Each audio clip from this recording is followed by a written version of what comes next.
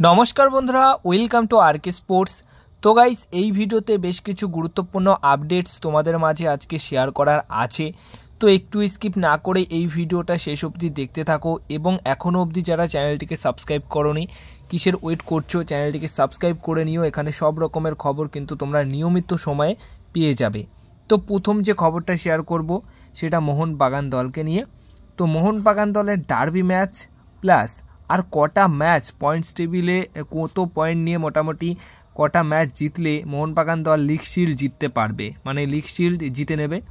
তো প্রথমত বলে দিই যে মোহনবাগান দলের এই মুহূর্তের যা পারফরমেন্স, যা পরিস্থিতি, তাতে করে কিন্তু খুব তাড়াতাড়ি আইএসএল চ্যাম্পিয়ন্স হতে চায়, মানে আইএসএল লিগ শিল্ড জিততে চায়, যেটা মলিনার ইচ্ছা এবং সেটা সে করে দেখাবে, এমনটাই কিন্তু তিনি মন্তব্য করেছেন। তো বর্তমান সময় দাঁড়িয়ে পয়েন্টস টেবিলে 14টা ম্যাচ খেলে 32 পয়েন্ট নিয়ে কিন্তু লিগ টেবিলের 1 নম্বর স্থানে রয়েছে এবং এটা কিন্তু সর্বাধিক, মানে এর আগে অন্য কোনো আইএসএল দল এটা করতে পারেনি যেটা মোহনবাগান দল করেছে। মানে 14 ম্যাচে 30 পয়েন্ট প্লাস কোনো দলই কিন্তু এর আগে করতে পারেনি, যেটা মোহনবাগান দল করে দেখিয়েছে। তো এটা তো একটা বিশাল বড় রেকর্ড রয়েছে। এর পাশাপাশি তো এখনও কমপক্ষে 8 থেকে 10টা ম্যাচ বাকি রয়েছে। তো সেখানে কমসে কম 18টা পয়েন্ট কালেক্ট করতে পারলেই মোহনবাগান দল 50+ পয়েন্টস নিয়ে লিগ শিল্ড জিতে নিতে পারবে। তো মোটামুটি 16 থেকে 18 পয়েন্টস কিন্তু মোহনবাগান দলের এখনও দরকার আইএসএল লিগ শিল্ড জেতার জন্য। আর যেহেতু এবার একটা দল বেড়ে গেছে এবং ম্যাচও বেড়েছে দুটো, তো সেই অনুযায়ী পয়েন্টসও বাড়বে। গত বছর 22টা ম্যাচ খেলে 48 পয়েন্ট নিয়ে সর্বাধিক পয়েন্টস নিয়ে তারা কিন্তু আইএসএল চ্যাম্পিয়ন্স হয়েছিল মোহনবাগান দল। তো সেই ক্ষেত্রে এবার যেহেতু দল বেড়েছে, একটা দুটো ম্যাচও বেড়ে গেছে, তো সেই অনুযায়ী 50+ পয়েন্টস তো দরকার। 50+ পয়েন্টে গিয়েই কিন্তু যে কোনো দল লিগ শিল্ড জিততে পারবে।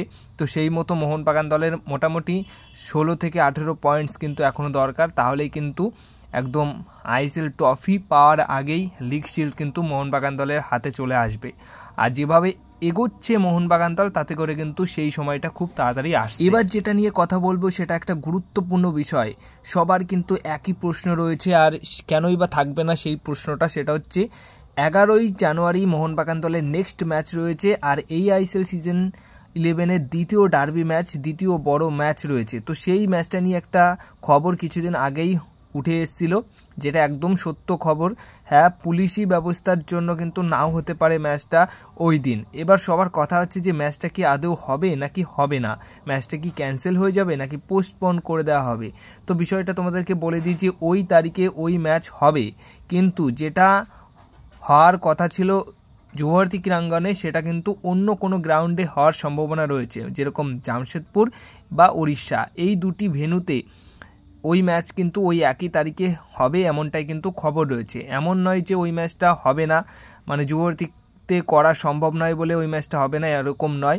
জামশেদপুর বা উড়িষ্যা সেকেন্ড ভেন্যু হিসেবে রয়েছে। তো এই সেকেন্ড ভেন্যুতেই কিন্তু ডার্বি ম্যাচটা হওয়ার সম্ভাবনা রয়েছে। এমন তোমরা ভেবো না যে ম্যাচটা হচ্ছে না, কারণ অনেকের মনে এই প্রশ্নটা থাকছে। আর প্রশ্ন তো অবশ্যই আসবে, যেহেতু ম্যাচটা নিয়ে একটা দুশ্চিন্তা দেখা দিচ্ছে, ম্যাচটা নাও হতে পারে, যেহেতু আলোচনা চলছিল। তো সেই দিক দিয়ে এরকম প্রশ্ন আমাদের মাথায় আসবে, কিন্তু যেটুকু খবর রয়েছে যে সেকেন্ড ভেন্যুতে হতে পারে এই ম্যাচটা ওই একই ডেটে, যেটা জামশেদপুর কিংবা উড়িষ্যাতে হতে পারে।